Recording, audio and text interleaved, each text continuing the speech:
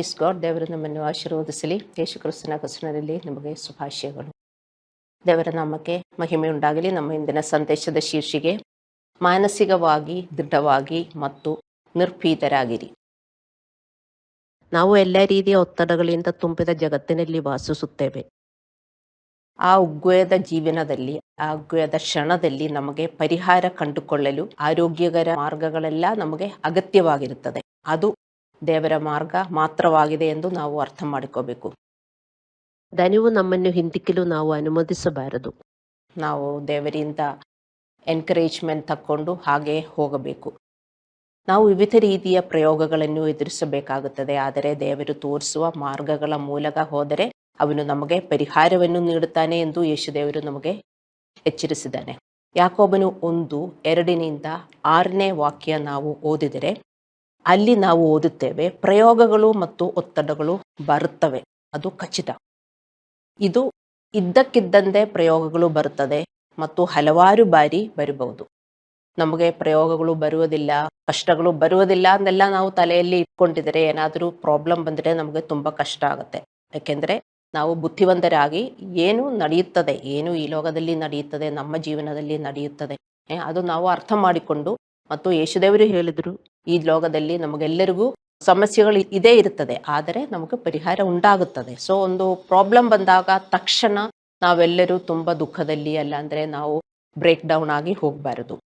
ಈ ಪರಿಸ್ಥಿತಿಗಳಿಂದ ನಾವು ಹೆಚ್ಚು ಬಲಿಷ್ಠರಾಗಬೇಕು ಮತ್ತು ಶುದ್ಧರಾಗಬೇಕು, ಹೆಚ್ಚು ದೈವ ಭಕ್ತರಾಗಬೇಕು ಅಂತ ದೇವರು ಬಯಸುತ್ತಾರೆ. ನಮಗೆ ಉಂಟಾಗುವ ಎಲ್ಲ ಪ್ರಾಬ್ಲಮ್ಸು ನಾವು ತಕ್ಕೊಂಡು ಅದು ನಾವು ವರ್ಕೌಟ್ ಮಾಡಬೇಕು.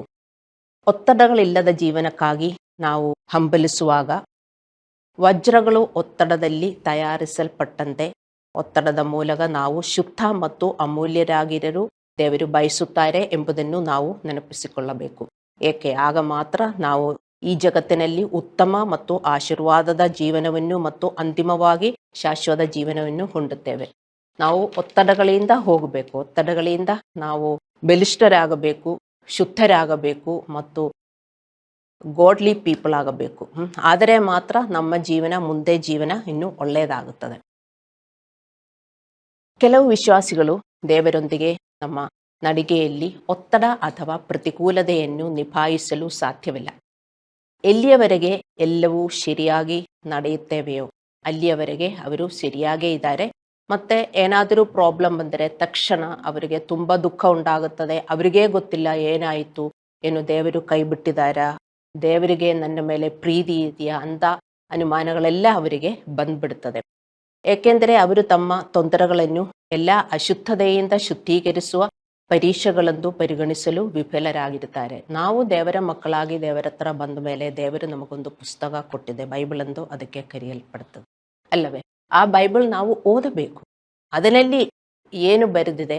ಬೈಬಲ್ ಅಂದರೆ ನಮ್ಮ ಮ್ಯಾನ್ಯುವಲ್, ಲೈಫ್ ಮಾಡುವ ಮ್ಯಾನ್ಯುವಲ್ ಬೈಬಲ್. ನೀವೊಂದು ಸ್ಕೂಟರ್ ತಕ್ಕೊಂಡ್ರೆ, ಅಲ್ಲಾಂದರೆ ಏನೇ ಗ್ಯಾಡ್ಜೆಟ್ ತಕ್ಕೊಂಡ್ರು ನಮಗೆ ಒಂದು ಮ್ಯಾನ್ಯುವಲ್ ಸಿಗ್ತದೆ ಅಲ್ಲವೇ? ನಮಗದು ಅಡ್ಜಸ್ಟ್ ಮಾಡೋಕ್ಕೆ ಬರಲಿಲ್ಲ ಅಂದರೆ ನಮಗೆ ಆ ಮ್ಯಾನ್ಯುವಲ್ ನೋಡಿದರೆ ಅದರಲ್ಲಿ ಎಲ್ಲ ಡೀಟೇಲ್ಸ್ ಆಗಿ ಕೊಟ್ಟಿದೆ. ಏನು ಮಾಡಬೇಕು, ಯಾವ ಪಾರ್ಟು ಎಲ್ಲಿ ಕನೆಕ್ಟ್ ಮಾಡಬೇಕು, ಅದೆಲ್ಲ ನಾವು ಹಾಗೆಯೇ ಕನೆಕ್ಟ್ ಮಾಡಿದರೆ ಎಲ್ಲ ಸರಿಯಾಗಿ ಹೋಗುತ್ತದೆ. ಅದೇ ಥರ ಬೈಬಲು ನಾವು ಅರ್ಥ ಮಾಡ್ಕೋಬೇಕು.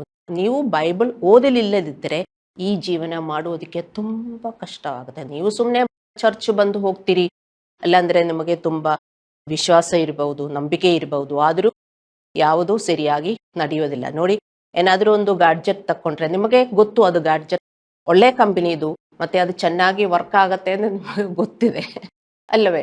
ಮತ್ತೆ ಅದೆಲ್ಲ ಚೆನ್ನಾಗಿ ಜೋಡಿಸಲಿಲ್ಲದಿದ್ದರೆ ಚೆನ್ನಾಗಿ ವರ್ಕ್ ಆಗೋದಿಲ್ಲ. ಅದನ್ನ ಅರ್ಥ ಏನು? ಆ ಕಂಪನಿ ಚೆನ್ನಾಗಿಲ್ಲ, ಅಲ್ಲಾಂದ್ರೆ ಆ ಗ್ಯಾಡ್ಜೆಟ್ ಚೆನ್ನಾಗಿಲ್ಲ ಅಂತ ಅಲ್ಲ. ಅದು ಯಾವ ಪಾರ್ಟು ಎಲ್ಲಿ ಕನೆಕ್ಟ್ ಮಾಡಬೇಕು ಅದೆಲ್ಲ ನಾವು ಮಾಡಿದರೆ ಅದು ಚೆನ್ನಾಗಿರ್ತದೆ. ಅದೇ ಥರ ನಮ್ಮ ಲೈಫ್. ನಮಗೆ ಏನಾದರೂ ಪ್ರಾಬ್ಲಮ್ ಉಂಟಾಗಿದರೆ ಎಲ್ಲ ಬೈಬಲಲ್ಲಿ ಬರೆದಿದೆ. ಅದೇ ಥರ ನಾವು ವರ್ತಿಸಿದರೆ ನಮಗೆ ಸ್ಮೂತ್ ಆಗಿ ಲೈಫ್ ಹೋಗಕ್ಕಾಗತ್ತೆ. ಹಲ್ಲೆಲೂಯಾ. ಯೆಶಾಯ 26:3 ಬರೆದಿದೆ, ಸ್ಥಿರ ಚಿತ್ತನನ್ನು ಶಾಂತಿಯಲ್ಲಿ ನೆಲೆಗೊಳಿಸಿ ಕಾಯುವಿ, ಅವನಿಗೆ ನಿನ್ನಲ್ಲಿ ಭರವಸವಿದೆ. ನಾವು ಬಯಸಿದಂತೆ ನಮ್ಮ ಸಮಸ್ಯೆಗಳು ನಮ್ಮ ಸಮಯದಲ್ಲಿ ನಮ್ಮಿಂದ ಹೋಗುವುದಿಲ್ಲ. ನಾವು ಬಯಸುವ ಥರ ನಮಗೆ ನಮ್ಮ ಸಮಯದಲ್ಲಿ ಬಿಡುಗಡೆ ಸಿಗುವುದಿಲ್ಲ. ಅದು ನಾವು ಅರ್ಥ ಮಾಡಿಕೊಳ್ಳಬೇಕು, ಒಪ್ಪಿಕೊಳ್ಳಬೇಕು. ಅದೆಲ್ಲ ಇದರಲ್ಲಿ ಬರೆದಿದೆ. ನೀವು ಗಲಾಟ ಮಾಡ್ತಾ ಇದ್ದರೆ ಬೈಬಲಲ್ಲಿ ಬರೆದಿರುವುದು ನಿಮಗೆ ಗೊತ್ತಿಲ್ಲ. ಅದಕ್ಕೆ ನಮ್ಮ ಪ್ರತಿಯೊಂದು ಸಮಸ್ಯೆಯಲ್ಲೂ ದೇವರಿಗೆ ಒಂದು ಉದ್ದೇಶ ಇದೆ. ಅದು ನಮ್ಮ ಪವಿತ್ರೀಕರಣವಾಗಿ ನಾವು ನಮ್ಮ ಪ್ರತಿಯೊಂದು ಸಮಸ್ಯೆಯಲ್ಲೂ ಆತನ ಉದ್ದೇಶ ಈಡೇರುವವರೆಗೂ ನಮಗೆ ಪರಿಹಾರ ಕಾಣದೇ ಇರಬಹುದು. ನೀವು ಏನೇ ಗ್ಯಾಡ್ಜೆಟ್ ತಕ್ಕೊಂಡ್ರು ಅದು ಯಾವ ಪಾರ್ಟು ಎಲ್ಲಿ ಕನೆಕ್ಟ್ ಆಗಬೇಕು ಅಲ್ಲಿ ಕನೆಕ್ಟ್ ಆಗಿದರೇನೆ ವರ್ಕ್ ಆಗೋದು ಅಲ್ವಾ. ಒಂದು ಪಾರ್ಟು ಬೇರೊಂದು ಕಡೆ ನೀವು ಕನೆಕ್ಟ್ ಮಾಡಿದರೆ ಆ ಗ್ಯಾಡ್ಜೆಟ್ ವರ್ಕ್ ಆಗೋದಿಲ್ಲ. ಅದೇ ತರ ನಮ್ಮ ಒಂದೊಂದು ಪ್ರಾಬ್ಲಮ್, ಒಂದೊಂದು ಸಮಸ್ಯೆಗಳು ನಾವು ಎದುರಿಸುವಾಗ ಅದಕ್ಕೆ ಒಂದು ಕಾರಣ ಇದೆ, ಅದಕ್ಕೆ ಒಂದು ಉದ್ದೇಶ ಇದೆ. ಆ ಉದ್ದೇಶ ನೆರವೇರಿಸುವವರೆಗೂ ನಾವು ಅದರಿಂದ ನಾವು ಬಿಡುಗಡೆ ನಮಗೆ ಸಿಗುವುದಿಲ್ಲ. ನಾವೆಷ್ಟು ಗಲಾಟೆ ಮಾಡಿದ್ರು, ನಾವೆಷ್ಟು ಪ್ರಾರ್ಥಿಸಿದ್ರು ಅದು ಕನೆಕ್ಟ್ ಮಾಡುವುದಕ್ಕೆ ನಾವು ಪ್ರಯತ್ನ ಪಡಬೇಕು. ಆದರೆ ಮಾತ್ರ ನಮಗೆ ಪರಿಹಾರ ಉಂಟಾಗುವುದು. ನಮ್ಮ ಸಮಸ್ಯೆಗಳ ಬಗ್ಗೆ ನಾವು ಹೆಚ್ಚು ಯೋಚಿಸಿದರೆ ನಮ್ಮ ನಂಬಿಕೆ ಮತ್ತು ಮಾನಸಿಕ ಶಕ್ತಿ ನಮಗೆ ದುರ್ಬಲವಾಗುತ್ತದೆ. ಒಂದು ಸಮಸ್ಯೆ ಬಂದರೆ ನಾವು ಅದೇ ಯೋಚಿಸಿ ಯೋಚಿಸಿ ಯೋಚಿಸಿ ದುಃಖದಲ್ಲೇ ಇರುತ್ತೇವೆ. ಅದಕ್ಕೆ ಏನು ಪರಿಹಾರ? ದೇವರ ಹತ್ರ ಬಂದು ಅದಕ್ಕೆ ಏನು ಪರಿಹಾರ, ಹೆಂಗೆ ನಾನು ಆ ಸಮಸ್ಯೆಯಿಂದ ಹೊರಗಡೆ ಬರಬೇಕು ಎಂದು ನೀವು ಜಾಣರಾಗಿ ನೀವು ದೇವರ ಹತ್ರ ಬಂದು ಹುಡ್ಕೋಬೇಕು. ದೇವರು ಹೇಳಿಕೊಡ್ತಾರೆ. ಅದೇ ತರ ನೀವು ವರ್ತಿಸಿದ್ರೆ, ನನ್ನ ಎಕ್ಸಾಂಪಲ್ ನೀವು ಯೋಚನೆ ಮಾಡಿ, ಗ್ಯಾಡ್ಜೆಟ್ಟು ಒಳ್ಳೆ ಕಂಪನಿದಾದರೆ ಅದು ಎಲ್ಲಾ ಪಾರ್ಟು ಅದರಲ್ಲಿ ಇರುತ್ತದೆ. ಅದೇ ತರ ನೀವು ಕನೆಕ್ಟ್ ಮಾಡಿದ್ರೆ ಆ ಗ್ಯಾಡ್ಜೆಟ್ ಖಂಡಿತ ವರ್ಕ್ ಆಗುತ್ತದೆ. ಅದಕ್ಕೆ ಮತ್ತೆ ಮ್ಯಾನ್ಯುವಲ್ ಅವರು ಕೊಟ್ಟಿರುತ್ತಾರೆ. ಮ್ಯಾನ್ಯುವಲ್ ಅಲ್ಲಿ ಏನು ಬರೆದಿದೆ ಅದೇ ತರ ನಾವು ಜೋಡಿಸಿದರೆ ಖಂಡಿತವಾಗಿ ವರ್ಕ್ ಆಗುತ್ತೆ. ಅದೇ ತರನೇ ನಮ್ಮ ಜೀವನ, ನಮ್ಮ ಮ್ಯಾನ್ಯುವಲ್ ಬೈಬಲು. ಅರ್ಥ ಮಾಡಿಕೊಳ್ಳಿ. ಹಲ್ಲೆಲೂಯಾ. ಜೀಸಸ್ ಒಂದು ದೃಷ್ಟಾಂತವನ್ನು ನಮಗೆ ಕಲಿಸಿದ್ರು. ಮತ್ತಾಯ 13:7 ಮತ್ತು 12. ಇಲ್ಲಿ ಮುಳ್ಳಿನ ನೆಲವು ಮಾನಸಿಕವಾಗಿ ದುರ್ಬಲ ವಿಶ್ವಾಸಿಗಳನ್ನು ಪ್ರತಿನಿಧಿಸುತ್ತದೆ. ಮುಳ್ಳುಗಳು ಅವರ ಈ ಜೀವನದ ಚಿಂತೆ ಮತ್ತು ಹೆಚ್ಚು ಹಣವನ್ನು ಗೆಲ್ಲಿಸುವ ಬಯಕೆ. ಅಂತಹ ವಿಶ್ವಾಸಿಗಳ ಮನಸ್ಸಿನಲ್ಲಿ ಸ್ವರ್ಗದಲ್ಲಿ ಹೆಚ್ಚು ನಿಧಿಯನ್ನು ಮಾಡುವ ಬಯಕೆ ಇರುವುದಿಲ್ಲ. ಕೊಲೊಸ್ಸದವರಿಗೆ 3:1-2 ಇದರಲ್ಲಿ ಬರೆದಿದೆ, ಭೂಮಿಯ ಮೇಲಿರುವ ವಸ್ತುಗಳ ಮೇಲೆ ಅಲ್ಲ, ಮೇಲಿರುವ ವಸ್ತುಗಳ ಮೇಲೆ ನಿಮ್ಮ ಮನಸ್ಸನ್ನು ಹೊಂದಿಸಿ. ಇದು ನಮ್ಮ ಬೈಬಲಲ್ಲಿ ಇದೆ. ನಾವು ವಿಶ್ವಾಸಿಗಳಾಗಿದ್ದರೆ ಮೇಲೆ ಏನಿರುವುದೇ ಪರಿಶುದ್ಧಾತ್ಮನ ವಿಷಯಗಳು, ಪರಿಶುದ್ಧಾತ್ಮನ ಸಂಗತಿಗಳು ನಮಗೆ ಹೆಚ್ಚು ಬೇಕು. ಅದು ನಾವು ಹುಡುಕಬೇಕು, ಅದು ನಮ್ಮಲ್ಲಿ ಜೋಡಿಸಬೇಕು. ಅದೇನು? ಪರಿಶುದ್ಧಾತ್ಮನ ಫಲಗಳು, ಪ್ರೀತಿ, ಸಂತೋಷ, ಸಮಾಧಾನ, ನಿಷ್ಠೆ, ಇದೆಲ್ಲ, ಮತ್ತು ದೇವರ ಸೇವೆ. ದೇವರ ಸೇವೆ ನಮ್ಮಲ್ಲಿ ಬೆಳೀತಾ ಇರಬೇಕು. ದೇವರ ಆತ್ಮದ ಫಲಗಳು ನಮ್ಮಲ್ಲಿ ಬೆಳೀತಾ ಇರಬೇಕು. ಇದು ನಾವು ಹುಡುಕಬೇಕು. ಇದೇ ಕೊಲೊಸ್ಸೆಯವರಿಗೆ 3:1-2 ಬರೆದಿರುವುದು. ಆದರೆ ವಿಶ್ವಾಸಿಗಳು ಪ್ರಪಂಚದಿಂದ ಹೆಚ್ಚಿನದನ್ನು ಪಡೆಯಲು ಯೋಜಿಸುತ್ತಿರುತ್ತಾರೆ. ಅವರ ಆಲೋಚನೆಗಳು ಪವಿತ್ರೀಕರಣದಿಂದ ಹೆಚ್ಚಿನ ವಿಷಯವಾಗಿ ಈ ಲೋಕದ ವಿಷಯಗಳು ಅವರಿಗೆ ಬೇಕು. ಪರಿಶುದ್ಧಾತ್ಮನ ವಿಷಯಗಳಲ್ಲ.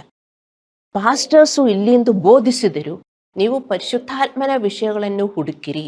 ನಿಮ್ಮಲ್ಲಿ ಪರಿಶುದ್ಧಾತ್ಮನ ವಿಷಯಗಳು ಹೆಚ್ಚಾದಾಗ ದೇವರ ಆಶೀರ್ವಾದಗಳು ಹಾಗೇ ಬಂದ್ಬಿಡುತ್ತದೆ. ಈ ಲೋಕದಲ್ಲಿ ನಮಗೆ ಏನು ಕಮ್ಮಿ ಇದೆ, ಕೊರತೆ ಇದೆ ಎಂದು ನೀವು ಭಯಪಡಬೇಡ, ಸಂಕಟ ಉಂಟಾಗಬಾರದು ನಿಮಗೆ. ನನ್ನ ರಾಜ್ಯದಲ್ಲಿ ಏನಿದೆ ಅದು ಹುಡುಕಿರಿ, ಅದರಿಂದ ನಮಗೆಲ್ಲ ಸಿಗುತ್ತದೆ ಅಂತ ದೇವರು ಇದರಲ್ಲಿ ಬರೆದಿದ್ದರು. ಎಲ್ಲರೂ ಹುಡುಕುವುದು ಏನು? ಈ ಲೋಕದಿಂದ. ಈ ಲೋಕದಿಂದ ಹೆಚ್ಚಿನದು ಜೀವನ ಹೆಂಗೆ ಒಳ್ಳೆಯದಾಗಬೇಕು ಮತ್ತು ಹಣ ಜಾಸ್ತಿ ಬೇಕು. ಹಣ ಎಷ್ಟು ಸಿಕ್ಕಿದರೂ ಯಾರಿಗೂ ಸಾಕಾಗೋದಿಲ್ಲ. ವಿಶ್ವಾಸಿಗಳು ಹಂಗೆ, ಏನಾದರೂ ಒಂದು ಸ್ವಲ್ಪ ಸಿಕ್ಕಿದರೆ ಮತ್ತು ಅವರಿಗೆ ಜಾಸ್ತಿ ಬೇಕು, ಜಾಸ್ತಿ ಬೇಕು. ಹಣ ಸಿಕ್ಕೋದಕ್ಕೇನು ಪ್ರಾಬ್ಲಮ್ ಇರಲಿಲ್ಲ. ಮತ್ತೆ ಪರಿಶುದ್ಧಾತ್ಮನ ಸಂಗತಿಗಳು ಇಲ್ಲದೆ, ಅದು ಹುಡುಕದೆ, ಅದು ಸೇರಿಸದೆ ನಾವು ಈ ಲೋಕದ ಎಲ್ಲಾ ಸೌಭಾಗ್ಯಗಳು ಹುಡುಕಿದರೆ, ದೇವರ ಮಕ್ಕಳೇ, ನಾವು ಈ ಮುಳ್ಳಿನ ತರ, ಈ ಮುಳ್ಳುಗಳು ನಮ್ಮನ್ನು ಚುಚ್ಚುತ್ತದೆ. ನಮಗೆ ಯಾವಾಗಲೂ ದುಃಖ, ಸಂಕಟ ಮಾತ್ರ ಇರ್ತದೆ. ಈ ಮುಳ್ಳು ಹೇಗೆ ಚುಚ್ಚುತ್ತದೆ? ಮುಳ್ಳು ಚುಚ್ಚಿದರೆ ನಮಗೆ ಏನು ನೋವಾಗುತ್ತದೆ, ಅದೇ ನೋವು ಅಂತ ವಿಶ್ವಾಸಿಗಳಿಗೆ ಉಂಟಾಗುತ್ತದೆ ಅಂತ ಈ ದೃಷ್ಟಾಂತದಿಂದ ದೇವರು ನಮಗೆ ಕಲಿಸಿಕೊಡುವುದು. ಮುಳ್ಳುಗಳು ವಿಶ್ವಾಸಿಗಳ ಆತ್ಮೀಕ ಬೆಳವಣಿಗೆಯನ್ನು ಕೊಚ್ಚಿ ಹಾಕುತ್ತವೆ. ಮುಳ್ಳುಗಳು ಏನು? ಮುಳ್ಳುಗಳು ಈ ಲೋಕದಿಂದ ಬೇಕಾಗಿರುವುದು. ಹೆಚ್ಚಬೇಕು, ಈ ಲೋಕದಲ್ಲಿ ಒಳ್ಳೆಯ ಜೀವನ ಇರಬೇಕು, ಈ ಲೋಕದಿಂದ ಜಾಸ್ತಿ ದುಡ್ಡು ಅವರಿಗೆ ಗೆಲ್ಲಿಸಬೇಕು. ಇದೇ ಅವರ ಚಿಂತೆ. ಮತ್ತೆ ಪರಿಶುದ್ಧಾತ್ಮನ ವಿಷಯ ಬಗ್ಗೆ ಏನು ಚಿಂತೆನೇ ಇಲ್ಲ. ವಿಶ್ವಾಸಿಗಳೇ ಹಂಗೆ ಜೀವನ ಮಾಡಬಾರದು, ನಾವು ಹಂಗೆ ಜೀವನ ಮಾಡಬಾರದು. ನಮ್ಮ ಮ್ಯಾನ್ಯುವಲಲ್ಲಿ ಅದಿಲ್ಲ. ಮತ್ತೆ ಗ್ಯಾಡ್ಜೆಟ್ ವರ್ಕ್ ಆಗೋದಿಲ್ಲ. ಯಾವ್ದು ಗ್ಯಾಡ್ಜೆಟ್ಟು? ನಮ್ಮ ಲೈಫ್ ವರ್ಕ್ ಆಗೋದಿಲ್ಲ. ನಮಗೆ ಯಾವಾಗಲೂ ವೂಂಡೆಡ್ ಫೀಲಿಂಗ್ ಇರ್ತದೆ, ಬ್ಲೀಡಿಂಗ್ ಇರ್ತದೆ. ಬರೀ ಲೋಕದ ಸುಖ ಮಾತ್ರ ನಮಗೆ ಬೇಕು. ಮತ್ತೆ ಚರ್ಚಿಗೆ ಬರ್ತಾರೆ, ಬೈಬಲ್ ಓದುತ್ತಾರೆ, ಪ್ರಾರ್ಥನೆ ಮಾಡ್ತಾರೆ. ಬೇಕಾಗಿರುವುದೆಲ್ಲ ಏನು? ಈ ಲೋಕದಿಂದ ಸಿಗುವುದಲ್ಲ. ಅದೇ ನಿಮ್ಮ ಬಯಕೆ ಅಂದರೆ ಅದು ಮುಳ್ಳುಗಳು ಥರ ನಿಮ್ಮನ್ನು ಚುಚ್ಚಿ ನಿಮಗೆ ಬ್ಲೀಡಿಂಗ್ ಉಂಟಾಗುತ್ತದೆ, ನಿಮಗೆ ಹರ್ಟ್ ಉಂಟಾಗುತ್ತದೆ. ನೀವು ಅರ್ಥ ಮಾಡಿಕೋಬೇಕು. ಹಲ್ಲೆಲೂಯಾ. ಆದ್ದರಿಂದ ಅವರು ಆಧ್ಯಾತ್ಮಿಕ ಜೀವನದ ವಿಷಯಗಳನ್ನು ನಿರ್ಲಕ್ಷಿಸಿ ಈ ಪ್ರಪಂಚದ ವಿಷಯಗಳ ಕಡೆಗೆ ಅವರು ಹೆಚ್ಚು ಕೆಲಸ ಮಾಡುತ್ತಾರೆ. ಅಂತಹ ಜನರ ಚಿಂತೆ ಅವರು ಎಂದಿಗೂ ತೊಡೆದು ಹಾಕೋಕ್ಕೆ ಅವರಿಗೆ ಆಗುವುದಿಲ್ಲ. ಅವರ ಚಿಂತೆಗಳು ಯಾವಾಗಲೂ ಮುಳ್ಳುಗಳನ್ನು ಚುಚ್ಚುವ ಹಾಗೆಯೇ ಅವರೊಂದಿಗೆ ಇರುತ್ತದೆ. ನೀವೆಷ್ಟೇ ಪ್ರಾರ್ಥಿಸಿದರೂ ಆ ಮುಳ್ಳುಗಳಿರುತ್ತದೆ. ಅಲ್ಲಾಂದರೆ ಏನೇ ಸಿಗಿದರೂ ಆ ಮುಳ್ಳುಗಳು ಚುಚ್ಚುತ್ತಾ ಇರುತ್ತದೆ. ನಿಮ್ಗೆ ಒಳ್ಳೆ ಕೆಲಸ ಸಿಕ್ಕಿದ್ರು, ಹಣ ಸಿಕ್ಕಿದ್ರು, ಒಳ್ಳೆ ಬ್ಯಾಂಕ್ ಬ್ಯಾಲೆನ್ಸ್ ಸಿಕ್ಕಿದ್ರು ಅದನ್ನ ಜೊತೆಗೆ ಮುಳ್ಳುಗಳು ಚುಚ್ಚುತ್ತಾ ಇರುತ್ತದೆ. ಹಲ್ಲೆಲೂಯಾ. ನಮ್ಮ ಸಮಸ್ಯೆಗಳ ಬಗ್ಗೆ ನಾವು ಯೋಚಿಸುವ ರೀತಿಯನ್ನು ಅವಲಂಬಿಸಿ ಅವು ಸಣ್ಣ ಅಥವಾ ದೊಡ್ಡದಾಗಿರುತ್ತವೆ. ನಿಮಗೆ ಅರ್ಥವಾಯ್ತಾ? ನಮ್ಮ ಸಮಸ್ಯೆಗಳ ಬಗ್ಗೆ ನಾವು ಯೋಚಿಸುವ ರೀತಿಯನ್ನು ಅವಲಂಬಿಸಿ ಅದು ಸಣ್ಣ ಅಥವಾ ದೊಡ್ಡದಾಗಿರುತ್ತದೆ. ದೇವರ ಪ್ರಕಾರ, ದೇವರ ವಾಕ್ಯದ ಪ್ರಕಾರ, ದೇವರ ಚಿತ್ತದ ಪ್ರಕಾರ ನಾವು ಯೋಚಿಸಿದರೆ ಏನೇ ಪ್ರಾಬ್ಲಮ್ ಬಂದಿದ್ದರೂ ಅದು ಸಣ್ಣದಾಗತ್ತೆ. ಆದರೆ ಈ ಲೋಕದ ಪ್ರಕಾರ ನಾವು ಯೋಚನೆ ಮಾಡಿದರೆ, ಯಾಕೆಂದರೆ ನಿಮಗೆ ಬೈಬಲ್ ವಾಕ್ಯಗಳು ಗೊತ್ತಿಲ್ಲ, ಏನು ಯೋಚನೆ ಮಾಡಬೇಕು ಎಂದು ಗೊತ್ತಿಲ್ಲ, ಈ ಲೋಕತರ ಮಾತ್ರ ನೀವು ಯೋಚನೆ ಮಾಡ್ತಾ ಇರ್ತೀರಿ, ಏನಾಗುತ್ತದೆ? ನಮ್ಮ ಸಮಸ್ಯೆಗಳು ದೊಡ್ಡದಾಗುತ್ತದೆ. ನಾವು ಇದರ ಉದಾಹರಣೆಯನ್ನು ಪೀಟರ್ ನೀರಿನ ಮೇಲೆ ನಡೆದದನ್ನು ಅದರಿಂದ ನಮಗೆ ಅರ್ಥವಾಗುತ್ತದೆ. ಮತ್ತಾಯ 14:25-32. ಯೇಸುವಿನ ಒಂದು ಪದದ ಆಜ್ಞೆಯ ಮೇರೆಗೆ ಪೀಟರ್ ಬಲವಾದ ಗಾಳಿಯ ಮುಖಾಂತರ ದೋಣಿಯಿಂದ ಹಾರಿ ಅಲೆಗಳ ಮೇಲೆ ನಡೆದನು. ಅವನು ಯೇಸುವಿನ ಮೇಲೆ ಅಚಲವಾದ ದೃಷ್ಟಿಯನ್ನು ಇಟ್ಟುಕೊಂಡು ನೀರಿನ ಮೇಲೆ ನಡೀತಾ ಹೋಗ್ತಾ ಇದ್ದನು. ಮತ್ತೆ ಗಾಳಿ ಬರ್ತಾ ಇತ್ತು. ಒಂದು ನಿಮಿಷ ಅವನು ಗಾಳಿಯನ್ನು ನೋಡಿದನು. ಆವಾಗ ಏನಾಯಿತು? ಅವನು ನೀರಲ್ಲಿ ಮುಳುಗಲು ಶುರುವಾಯಿತು. ಇದೇ ಥರ ನಾವು ಮಾಡುವುದು.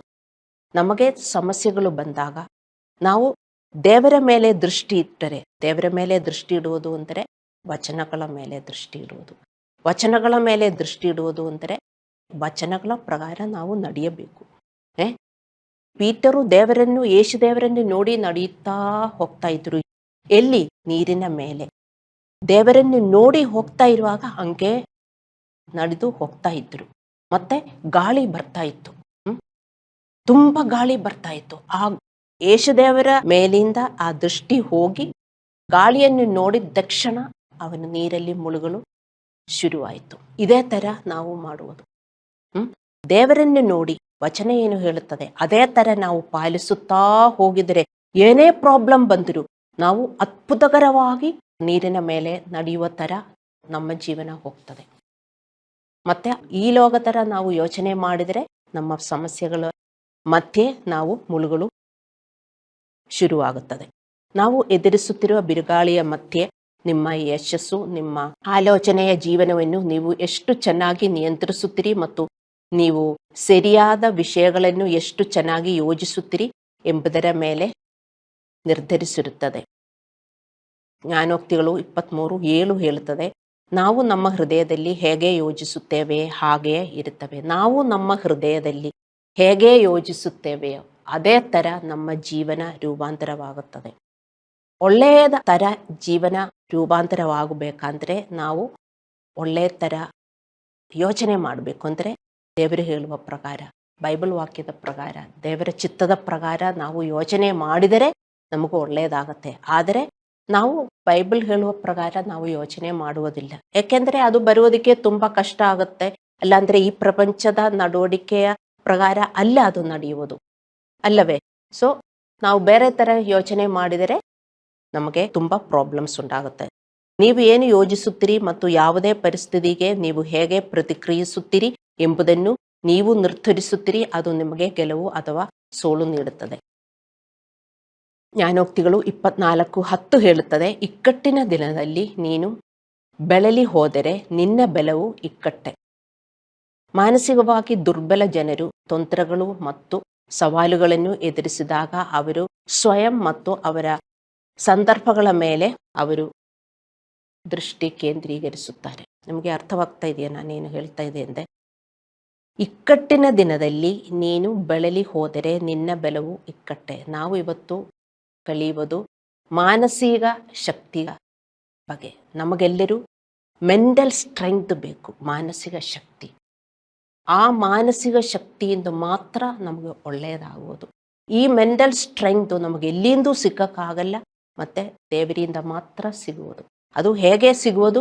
ಬರೀ ಪ್ರಾರ್ಥನೆ ಮಾಡಿರುವುದರಿಂದಲ್ಲ, ನಾವು ದೇವರ ವಾಕ್ಯದ ಪ್ರಕಾರ ನಾವು ಯೋಚನೆ ಮಾಡಿ ಅದರ ಪ್ರಕಾರ ನಾವು ನಡೆದರೆ ಮಾತ್ರ ನಮಗೆ ಆ ಮೆಂಟಲ್ ಸ್ಟ್ರೆಂತ್ ಸಿಗುವುದು. ನೋಡಿ, ಇಲ್ಲಿ ಬರೆದಿದೆ, ಇಕ್ಕಟ್ಟಿನ ದಿನದಲ್ಲಿ ನೀನು ಬೆಳಲಿ ಹೋದರೆ ನಿನ್ನ ಬೆಲವು ಇಕ್ಕಟ್ಟೆ. ನಮಗೆ ವಿಶ್ವಾಸಿಗಳಾಗಿ ದೇವರ ಹತ್ರ ಬಂದಿದ್ದರೆ, ಒಂದು ಪ್ರಾಬ್ಲಮ್ ಬಂದರೆ ಆ ಪ್ರಾಬ್ಲಮಲ್ಲಿ ನಾವು ಮುಳುಗಿದ್ದರೆ ನಮಗೆ ಬೆಲ ಇಲ್ಲ ಎಂದು ನಾವು ಅರ್ಥ ಮಾಡ್ಕೋಬೇಕು. ಎಲ್ಲರಿಗೂ ಪ್ರಾಬ್ಲಮ್ಸ್ ಬರ್ತದೆ, ಅದು ಎಲ್ಲರೂ ಹೇಗೆ ಎದುರಿಸುತ್ತೇವೆಯೋ ಅದೇ ಥರ ಇರುತ್ತದೆ. ನಿಮಗೆ ಒಳ್ಳೆಯದು ಮತ್ತು ಕೆಟ್ಟದು ಆಗುವುದು. ದೇವರು ಹೇಳುವ ಥರ ನಾವು ಎದುರಿಸಿದರೆ ನಮಗೆ ಒಳ್ಳೆಯದಾಗುತ್ತದೆ. ಮತ್ತು ನಮ್ಮ ರೀತಿಯಲ್ಲಿ, ಈ ಪ್ರಪಂಚದ ರೀತಿಯಲ್ಲಿ ನಾವು ಒಂದು ಪ್ರಾಬ್ಲಮ್ ಎದುರಿಸಿದರೆ ಹೇಗೆ, ಅದು ಒಂದು ಪ್ರಾಬ್ಲಮ್ ಬಂದರೆ ಬೈಬಲ್ ಏನು ಹೇಳುತ್ತದೆ? ಯಾವಾಗಲೂ ಸಂತೋಷವಾಗಿರಿ, ಯಾವಾಗಲೂ ಸಮಾಧಾನದಲ್ಲಿರಿ. ನಾವು ಸೆಲ್ಫ್ ಕಂಟ್ರೋಲ್ನಲ್ಲಿ ಇರಬೇಕು. ಅದೇ ದೇವರ ಪ್ರಕಾರ ನಾವು ಮಾಡುವುದು. ಆದರೆ ಈ ಪ್ರಪಂಚದ ಪ್ರಕಾರ ನಾವು ಮಾಡುವುದಾದರೆ ನಮಗೆ ಒಂದು ಪ್ರಾಬ್ಲಮ್ ಬಂದರೆ ನಮ್ಮ ಸಂತೋಷ ಹೋಗ್ಬಿಡ್ತದೆ, ಸಮಾಧಾನ ಹೋಗ್ಬಿಡ್ತದೆ, ಕೋಪ ಬಂದ್ಬಿಡ್ತದೆ, ಗಲಾಟ ಮಾಡುತ್ತವೆ, ಏನು ಗಾಬರಿ ಆಗ್ಬಿಡ್ತದೆ, ಏನಾಗುತ್ತದೆ ಎಂದು ನಮಗೆ ಗೊತ್ತಿಲ್ಲ. ಇದು ಈ ಪ್ರಪಂಚದ ಥರ ನಾವು ವರ್ತಿಸುವುದು. ಯಾಕೆ? ನಮಗೆ ಶಕ್ತಿ ಇಲ್ಲ. ಇಕ್ಕಟ್ಟಿನ ದಿನದಲ್ಲಿ ನೀನು ಬಳಲಿ ಹೋದರೆ ನಿನ್ನ ಬೆಲವು ಇಕ್ಕಟ್ಟೆ. ನಮಗೆ ಬೆಲ ಇದ್ದರೆ ನಾವು ಸೆಲ್ಫ್ ಕಂಟ್ರೋಲ್ ಮಾಡಿ ನಾವು ಸಂತೋಷದಲ್ಲಿ, ಸಮಾಧಾನದಲ್ಲಿ, ಸೆಲ್ಫ್ ಕಂಟ್ರೋಲಿನಲ್ಲಿ. ಹೌದು, ಕೋಪ ಬರ್ತದೆ, ಗಲಾಟ ಮಾಡಬೇಕು ಎಂದು ಬರ್ತದೆ, ಭಯ ಬರ್ತದೆ, ಮತ್ತೆ ನಮಗೆ ಮೆಂಟಲ್ ಸ್ಟ್ರೆಂಗ್ತ್ ಇದ್ದರೆ ನಾವಿದೆಲ್ಲ ಕಂಟ್ರೋಲ್ ಮಾಡಿಕೊಂಡು ಹೋಗ್ತೀವಿ. ಅದಕ್ಕೆ ಈ ಮೆಂಟಲ್ ಸ್ಟ್ರೆಂಗ್ತ್ ಹಾಗೆ ಬರುವುದಿಲ್ಲ, ನಾವು ಅಭ್ಯಾಸ ಮಾಡಬೇಕು. ಈ ಸ್ಥಿತಿಯ ಒಂದು ಸಾಮಾನ್ಯ ಸಾದೃಶ್ಯವೆಂದರೆ, ಜೇಡಿಮಣ್ಣನ್ನು ಗಟ್ಟಿಗೊಳಿಸುವ ಅದೇ ಸೂರ್ಯನು ಮಂಜುಗಡ್ಡೆಯನ್ನು ಕರಗಿಸುತ್ತದೆ. ಸಮಸ್ಯೆಗಳು ಮತ್ತು ತೊಂದರೆಗಳು ಬಂದಾಗ ದೇವರು ಹೇಳುವುದನ್ನು ಮಾಡಲು ಹಠಮಾರಿತನದಿಂದ ನಮ್ಮ ಹೃದಯವನ್ನು ಜೇಡಿಮಣ್ಣಿನಂತೆ ಗಟ್ಟಿಗೊಳಿಸಬಹುದು. ನಿಮಗೆ ಇದು ಅರ್ಥವಾಯ್ತಾ? ನೀವು ಹೇಳಿರಬಹುದು, ಜೇಡಿಮಣ್ಣನ್ನು ಗಟ್ಟಿಗೊಳಿಸುವ ಅದೇ ಸೂರ್ಯನು ಮಂಜುಗಡ್ಡೆಯನ್ನು ಕರಗಿಸುತ್ತದೆ.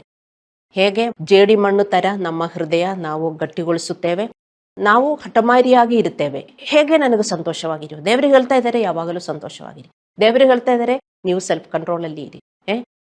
ನಮಗೆ ಗೊತ್ತಿದೆ, ವಿಶ್ವಾಸಿಗಳಾಗಿ ನಮಗೆ ಗೊತ್ತಿದೆ, ಆದರೂ ನಾವು ಹಠಮಾರಿಯಾಗಿ ನಾವು ಹಾಗೆ ವರ್ತಿಸುವುದಿಲ್ಲ. ಹಾಗಾದರೆ ಏನಾಗುತ್ತದೆ? ಆ ಜೇಡಿ ಮಣ್ಣಿನ ಥರ ನಮ್ಮ ಹೃದಯ ಗಟ್ಟಿಯಾಗುತ್ತಾ ಇರುತ್ತದೆ. ಅಥವಾ ನಾವು ಮಂಜುಗಡ್ಡೆಯಂತೆ ಕರಗಬಹುದು. ಅದರ ಅರ್ಥ ಸಮಸ್ಯೆಗಳನ್ನು ದೇವರು ಅನುಮತಿಸದಂತೆ ಅರ್ಥ ಮಾಡಿಕೊಳ್ಳುವುದು ಮತ್ತು ಸ್ವೀಕರಿಸುವುದು ಮೂಲಕ, ಮತ್ತು ನಾವು ಸರಿಯಾದ ಕೆಲಸಗಳನ್ನು, ಅಂದರೆ ನಾನು ಹೇಳಿದ ಪ್ರಕಾರ ಸೆಲ್ಫ್ ಕಂಟ್ರೋಲನ್ನು ಮಾಡಿ ನೀತಿಯನ್ನು ಮಾಡುವುದು ಆಯ್ಕೆ ಮಾಡಬಹುದು. ಹಾಗೆ ಮಾಡಿದರೆ ನಮಗೆ ಮನಃಶಾಂತಿ ಸಿಗುತ್ತದೆ. ಹಾಗೆ ನಾವು ಮಾಡಬೇಕು.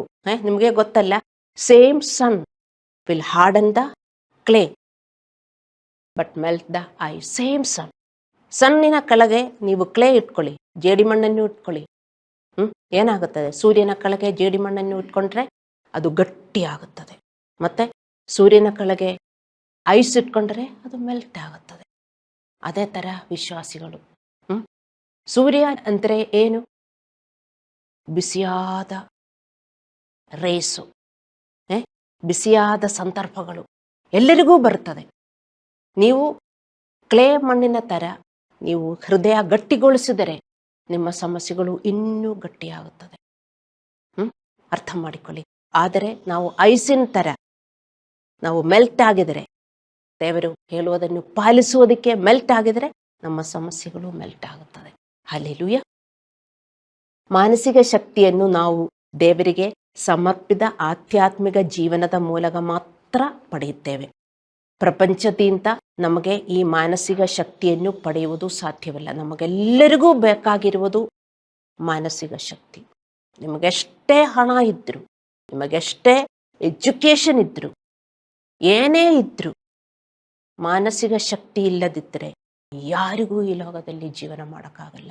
ನೀವು ನೋಡಿದರೆ ಎಲ್ಲರೂ ಚೆನ್ನಾಗಿದ್ದಾರೆ ಎಂದು ನಿಮಗೆ ಅನಿಸುತ್ತದೆ, ಆದರೆ ಅವರ ಮಾನಸಿಕ ಶಕ್ತಿ ನಿಮಗೇ ಗೊತ್ತಿಲ್ಲ. ಒಂದು ಪ್ರಾಬ್ಲಮ್ ಬಂದರೆ ಅವ್ರಿಗೂ ತುಂಬ ಭಯ ಆಗುತ್ತೆ. ಭಯ ಭಯ ಭಯ, ಎಲ್ಲಿ ಹೋಗಬೇಕು ಅಂತ ಅವರಿಗೆ ಗೊತ್ತಿಲ್ಲ. ಆದರೆ ವಿಶ್ವಾಸಿಗಳಾಗಿ ನಾವು ಸಮಾಧಾನದಲ್ಲೇ ಇರಬೇಕು. ಅದು ದೇವರಲ್ಲಿ ಸಮರ್ಪಿತ ಜೀವನ ಮಾಡಿದರೆ ಮಾತ್ರ ಆ ಆಯುಸ್ಸು ಥರ ನಮಗೆ ಮೆಲ್ಟ್ ಆಗಕ್ಕಾಗುತ್ತದೆ. ಅರ್ಥ ಮಾಡಿಕೊಳ್ಳಿ ದೇವರ ಮಕ್ಕಳೇ. ನಮ್ಮ ಆಧ್ಯಾತ್ಮಿಕ ಜೀವನದಲ್ಲಿ ನಾವು ಬೆಳೆದಂತೆ ನಮ್ಮ ಮಾನಸಿಕ ಶಕ್ತಿಯು ಹೆಚ್ಚಾಗುತ್ತದೆ. ನಾವು ಆಧ್ಯಾತ್ಮಿಕ ಜೀವನದಲ್ಲಿ ನೋಡಿ, ಈ ಲೋಕದಲ್ಲಿ ಜನ ಈ ಲೋಕದಲ್ಲಿ ಅವರಿಗೆ ಬೆಳೆಯಬೇಕು. ಈ ಲೋಕದಲ್ಲಿ ಅವರಿಗೆ ಬೆಳೆಯಬೇಕು ಅಂದರೆ ಚೆನ್ನಾಗಿರುವ ಜೀವನ ಮಾಡಬೇಕು, ಒಳ್ಳೆ ಮನೆ ತಕ್ಕೋಬೇಕು, ಮನೆಯೆಲ್ಲ ಡೆಕೋರೇಟ್ ಮಾಡಬೇಕು, 2-3 ಕಾರುಗಳು ತಕ್ಕೋಬೇಕು, ಇನ್ನೂ ಆಸ್ತಿ ಸಂಪಾದಿಸಬೇಕು, ಗಳಿಸಬೇಕು. ಅದೇ ಈ ಲೋಕದಲ್ಲಿ ಅವರಿಗೆ ಎಲ್ಲ ಗೆಲ್ಲಿಸಬೇಕು. ಹಾಗೇ ನಿಮಗೆ ವಿಶ್ವಾಸಿಯಾಗಿ ನಿಮ್ಮ ಯೋಚನೆಗಳು ಇನ್ನೂ ಹಾಗೆ ಅಂದರೆ ದೇವರ ಮಕ್ಕಳೇ, ನಿಮ್ಮ ಮೆಂಟಲ್ ಸ್ಟ್ರೆಂಗ್ತು ಕಮ್ಮಿಯಾಗಿ ಬರ್ತದೆ. ಹೇಗೆ ನಿಮಗೆ ಗೊತ್ತು? ನಿಮಗೆ ಮೆಂಟಲ್ ಸ್ಟ್ರೆಂಗ್ ಇದ್ದರೆ ಪೀಸು ಜಾಸ್ತಿ ಆಗುತ್ತೆ. ಯಾಕೆಂದರೆ ಸೂರ್ಯ ಎಲ್ಲ ಕಡೆ ಬರ್ತದೆ, ಪ್ರಾಬ್ಲಮ್ಸ್ ಎಲ್ಲ ಕಡೆ ಬರ್ತದೆ, ಎಲ್ಲರಿಗೂ ಬರ್ತದೆ. ಒಂದು ಪ್ರಾಬ್ಲಮ್ ಬಂದಾಗ ನಿಮಗೆ ತುಂಬ ಭಯ ಆಗುತ್ತದೆ. ಹೆಂಗೆ ಅದು ಎದುರಿಸಬೇಕು ಅಂತ ನಿಮಗೆ ಗೊತ್ತಾಗುವುದಿಲ್ಲ. ಏನಾದರೂ ಒಂದು ಚಿಕ್ಕ ಪ್ರಾಬ್ಲಮ್ ಬಂದರೆ ಅದು ದೊಡ್ಡದಂತೂ ನಾವು ಯೋಚನೆ ಮಾಡಿ, ಹಂಗೆ ಯೋಚನೆ ಮಾಡಿ ಅದು ದೊಡ್ಡದೇ ಆಗುತ್ತದೆ. ಅರ್ಥ ಮಾಡಿಕೊಳ್ಳಿ ದೇವರ ಮಕ್ಕಳೇ. ಹಲ್ಲೆಲೂಯಾ. ಸೊ ಅದೇನು ಆಧ್ಯಾತ್ಮಿಕ ಜೀವನ ಅಲ್ಲ. ವಿಶ್ವಾಸಿಗಳು ಈ ಲೋಕದ ಜೀವನ ಮಾಡಿದರೆ ಅವರಲ್ಲಿ ಭಯ ಹೆಚ್ಚಾಗುತ್ತದೆ, ಮತ್ತೆ ವಿಶ್ವಾಸಿಗಳು ಆಧ್ಯಾತ್ಮಿಕ ಜೀವನ ಮಾಡಿದರೆ ಅವರಲ್ಲಿ ಸಮಾಧಾನ ಹೆಚ್ಚಾಗುತ್ತದೆ. ನಿಮ್ಮಲ್ಲಿ ಸಮಾಧಾನ ಬೆಳೀತಾ ಇದ್ದರೆ ನಿಮ್ಮ ಆತ್ಮೀಯ ಜೀವನ, ಆಧ್ಯಾತ್ಮಿಕ ಜೀವನ ಹೆಚ್ಚಾಗುತ್ತಾ ಇದೆ ಅಂತ ಅರ್ಥ ಅಲ್ಲ. ಭಯ ಹೆಚ್ಚಾಗ್ತಾ ಇದೆ, ಆತಂಕ ಹೆಚ್ಚಾಗ್ತಾ ಇದೆ, ಚಿಂತಕಗಳು ಹೆಚ್ಚಾಗ್ತಾ ಇದೆ, ಹೇಗೆ ಜೀವನ ಮಾಡಬೇಕು ಅಂತ ಗೊತ್ತಿಲ್ಲ. ಹಿಂಗೆಲ್ಲ ವಿಶ್ವಾಸಿಗಳು ಜೀವನ ಮಾಡಿದರೆ ನಿಮ್ಮ ಆಧ್ಯಾತ್ಮಿಕ ಜೀವನ ಹೆಚ್ಚಾಗ್ತಾ ಇಲ್ಲ, ನಿಮ್ಮ ಮಾನಸಿಕ ಶಕ್ತಿ ಕಮ್ಮಿ ಆಗ್ತಾ ಇರುತ್ತದೆ. ಮಾನಸಿಕ ಶಕ್ತಿಯು ನಿಮ್ಮ ದೊಡ್ಡ ಶಕ್ತಿ ಎಂದು ನೀವು ಅರ್ಥ ಮಾಡಿಕೊಳ್ಳಬೇಕು. ಅದು ಇಲ್ಲದೆ ನಮ್ಮ ಜೀವನವು ದುಃಖಕರವಾಗಿರುತ್ತದೆ ಮತ್ತು ಹತಾಶತೆ ಹೆಚ್ಚಾಗುತ್ತದೆ. ಅರ್ಥ ಮಾಡಿಕೊಳ್ಳಿ. ಹತಾಶತೆ, ಏನೇ ಸಿಗಿದರೂ ಹತಾಶತೆ ನಮ್ಮನ್ನು ಬಿಡುವುದಿಲ್ಲ. ಹಲ್ಲೆಲೂಯಾ. ಮೊದಲನೇ ಪೇತ್ರನು 1:13 ಬರೆದಿದೆ, ನಾವು ನಮ್ಮ ಮನಸ್ಸನ್ನು ದೃಢಪಡಿಸಿಕೊಂಡು ಸ್ವಸ್ಥಚಿತ್ತರಾಗಿರಬೇಕು ಅಂತ. ನಮ್ಮ ಮನಸ್ಸನ್ನು ದೃಢಪಡಿಸಿಕೊಂಡು ನಾವು ಸ್ವಸ್ಥಚಿತ್ತರಾಗಿರಬೇಕು. ಮಾನಸಿಕವಾಗಿ ಬಲವಾದ ಮನುಷ್ಯ ಶಕ್ತಿಯನ್ನು ಹೇಗೆ ನಿರ್ಮಿಸಬೇಕು ಎಂದು ಯೋಚಿಸಲು ಉತ್ತಮ ಮಾರ್ಗವೆಂದರೆ, ನಿಮಗೆ ಮಾನಸಿಕ ಶಕ್ತಿ ಬೇಕು, ಎಲ್ಲರಿಗೂ ಬೇಕು. Mental strength everybody wants. How do you get this mental strength? ಅದು ಅರ್ಥ ಮಾಡಬೇಕಂದ್ರೆ ಮಾನಸಿಕ ಶಕ್ತಿ ಮತ್ತು ದೈಹಿಕ ಶಕ್ತಿಯ ಬಗ್ಗೆ ನೀವು ಯೋಚಿಸಬೇಕು. ನಮಗೆಲ್ಲರಿಗೂ ಬಾಡಿ ಇದೆ ಮತ್ತು ಮೈಂಡ್ ಇದೆ. ಬಾಡಿ ಹೇಗೆ ಸ್ಟ್ರಾಂಗ್ ಮಾಡಬೇಕು, ಚೆನ್ನಾಗಿ ಇಡಬೇಕು ಅಂತ ನಮಗೆಲ್ಲ ಗೊತ್ತಿದೆ. ಹೇಗೆ?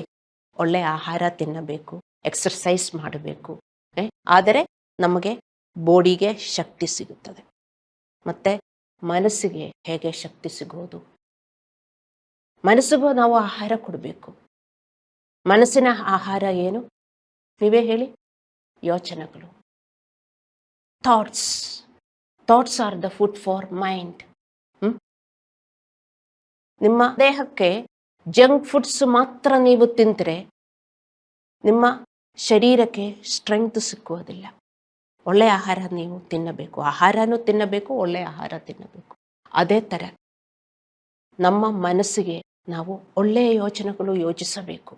ನಮ್ಮ ಮನಸ್ಸು ಯಾವಾಗಲೂ ಯೋಚಿಸುವುದೇ, ಆದರೆ ಅದರ ಅರ್ಥ ಏನು? ನಮ್ಮ ಮನಸ್ಸು ಊಟ ಮಾಡ್ತಾ ಇರುತ್ತದೆ, ಊಟ ಮಾಡ್ತಾ ಇರ್ತದೆ, ಊಟ ಮಾಡ್ತಾ ಇರ್ತದೆ. ಏನು ಊಟ ಮಾಡ್ತಾ ಇರ್ತದೆ ಎಂದು ನೀವು ಯೋಚಿಸಿ.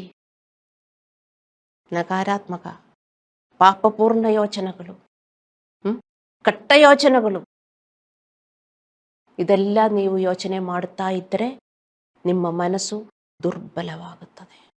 ಭಯದ ಯೋಚನೆಗಳು, ದುಃಖದ ಯೋಚನೆಗಳು, ಪಾಪಪೂರ್ಣ ಯೋಚನೆಗಳು, ಅನ್ಫರ್ಗಿವ್ನೆಸ್ಸು, ಜಲಸಿ ಮತ್ತೆ ಕೆಟ್ಟ ಯೋಚನೆಗಳೆಲ್ಲ ನೀವು ಯೋಚನೆ ಮಾಡಿದರೆ ಏನಾಗುತ್ತದೆ? ನಿಮ್ಮ ಮನಸ್ಸು ದುರ್ಬಲವಾಗುತ್ತದೆ. ಹೇಗೆ ಗೊತ್ತು ನಿಮ್ಮ ಮನಸ್ಸಿಗೆ ಶಕ್ತಿ ಇಲ್ಲ ಅಂತ? ಒಂದು ಪ್ರಾಬ್ಲಮ್ ಬಂದರೆ ನೀವು ದಣಿದು ಹೋಗ್ತೀರಿ. ನಾವಿಲ್ಲಿ ಓದಿದ್ದೇವೆ, ಜ್ಞಾನೋಕ್ತಿಗಳು 24:10. ಇಕ್ಕಟ್ಟಿನ ದಿನದಲ್ಲಿ ನೀನು ಬೆಳಲಿ ಹೋದರೆ ನಿನ್ನ ಬೆಲಬು ಇಕ್ಕಟ್ಟೆ, ನಿನ್ನ ಮಾನಸಿಕ ಶಕ್ತಿ ಇಕ್ಕಟ್ಟೆ. ನಿನಗೆ ಶಕ್ತಿ ಇಲ್ಲ. ಯಾಕೆ? ನೀನು ಯಾವಾಗಲೂ ತಿನ್ನುವುದು ಕೆಟ್ಟ food, spoiled food, unwanted food. ಅದಕ್ಕೆ ಮನಸ್ಸಿಗೆ ಶಕ್ತಿ ಇಲ್ಲ. ವಿಶ್ವಾಸಿಗಳ ಮನಸ್ಸಿಗೆ ಒಳ್ಳೆಯ ಶಕ್ತಿ ಬೇಕು. ದೇಹಕ್ಕೆ ಅವರಿಗೆ ಒಳ್ಳೆಯ ಶಕ್ತಿ ಇರಬಹುದು, ಅವರು ಒಳ್ಳೆಯ ಆಹಾರ ತಿಂತಾರೆ, ಚಿಕನ್, ಮಟನ್, ಒಳ್ಳೆ ವೆಜಿಟೇಬಲ್, ಮತ್ತೆ ವಾಕಿಂಗ್ ಹೋಗ್ತಾರೆ, ಜಿಮ್ಗೆ ಹೋಗ್ತಾರೆ, ಬ್ಯಾಡ್ಮಿಂಟನ್ ಆಡಕ್ಕೆ ಹೋಗ್ತಾರೆ, ಎಲ್ಲದಕ್ಕೂ ಹೋಗ್ತಾರೆ. ಯಾಕೆಂದರೆ ಬಾಡಿ ಬಿಲ್ಡಿಂಗ್ ಅದು ಏನು ಬಿಡುವುದಿಲ್ಲ, ಎಲ್ಲ ಮಾಡಬೇಕು. ನಮಗೆ ದೇಹಕ್ಕೂ ಆರೋಗ್ಯ ಬೇಕು, ಮನಸ್ಸಿಗೂ ಆರೋಗ್ಯ ಬೇಕು. How about your mental strength dear believers? ನೀವೇನು ಆಹಾರ ತಿಂತಾ ಇದ್ದೀರಿ? ನೀವು ಬುದ್ಧಿಪೂರ್ವಕವಾಗಿ ಒಳ್ಳೆಯ ಆಹಾರ ತಿನ್ನಲಿಲ್ಲದಿದ್ದರೆ, ನಿಮ್ಮ ತಿಳುವಳಿಕೆ ಇಲ್ಲದೆ ನಿಮ್ಮ ಮನಸ್ಸು ಕೆಟ್ಟ ಆಹಾರ ತಿಂತಾ ಇರುತ್ತದೆ. ಚಿಕ್ಕ ಮಕ್ಕಳು ನೋಡಲಿಲ್ವಾ? ಕಣ್ಣು ತಪ್ಪಿದರೆ ಸಾಕು, ಅಲ್ಲಿ ನೆಲದಲ್ಲಿ ಏನೇನಿದೋ ಅದೆಲ್ಲ ಬಾಯಲ್ಲಿ ಆಗ್ತದೆ. ಅಲ್ಲವೇ? ಮಣ್ಣಿರುತ್ತದೆ, ರಬ್ಬರ್ ಬ್ಯಾಂಡ್ ಇರುತ್ತದೆ, ಏನೇ ಇದ್ದರೂ ಅದೆಲ್ಲ ಬಾಯಲ್ಲಿ ಹಾಕ್ತಾರೆ. ನಾವು ಅಯ್ಯೋ ಮಗು ನೋಡು ಏನೋ ತಿಂತ ಇದೆ, ರಬ್ಬರ್ ಬ್ಯಾಂಡ್ ಒಳಗೆ ಹೋಗಿದೆ, ಅಲ್ಲಾಂದ್ರೆ ಅದು ಹೋಗಿದೆ, ಪೆನ್ಸಿಲ್ ತಿಂದಿದ್ದಾನೆ, ಮಣ್ಣು ತಿಂದಿದ್ದಾನೆ. ನಾವು ಓಡಿ ಬಾಯಿ ತೆಗಿ ಬಾಯಿಂದೆಲ್ಲ ಹೊರಗೆ ಹಾಕೋದು, ಅಲ್ಲವೇ? ವಿಶ್ವಾಸಿಗಳು, ಅದೇ ವಿಶ್ವಾಸಿಗಳು, ಅವ್ರು ಏನು ತಿಂತಾ ಇದ್ದಾರೆ ಏನು ಗೊತ್ತಾ? ನಿಮ್ಮ ಯೋಚನೆಗಳು ನಿಮಗೆ ಮಾತ್ರ ಗೊತ್ತು. ಈ ಚಿಕ್ಕ ಮಗು ಕೆಟ್ಟದೆಲ್ಲ ತಿನ್ನುವ ತರ ವಿಶ್ವಾಸಿಗಳು ಕೆಟ್ಟದೆಲ್ಲ ತಿಂತಾ ಇರ್ತಾರೆ. ನಿಮ್ಮ ಮನಸ್ಸು ಯಾವಾಗಲೂ ಭೋಜನೆ ಮಾಡ್ತಾ ಇರುತ್ತದೆ. ಅರ್ಥ ಮಾಡಿಕೊಳ್ಳಿ ದೇವರ ಮಕ್ಕಳೇ, be careful what you are thinking. Your thoughts are the food for your mind. Unless otherwise you are careful, you cannot control your mind eating ಕೆಟ್ಟ ಫುಡ್ಡು. ಅರ್ಥವಾಯ್ತೆ? ಅದಕ್ಕೆ ಇಲ್ಲಿ ನಮಗೆ ವಚನ ಕೊಟ್ಟಿದೆ. 2 ಕೊರಿಂಥದವರಿಗೆ 10:5. ನಾವು ಎಲ್ಲ ತಪ್ಪು ನಕಾರಾತ್ಮಕ ಆಲೋಚನೆಗಳನ್ನು ಸೆರೆಹಿಡಿಯಬೇಕು ಮತ್ತು ಅದು ಬಿಟ್ಟು ಬಿಡಬೇಕು.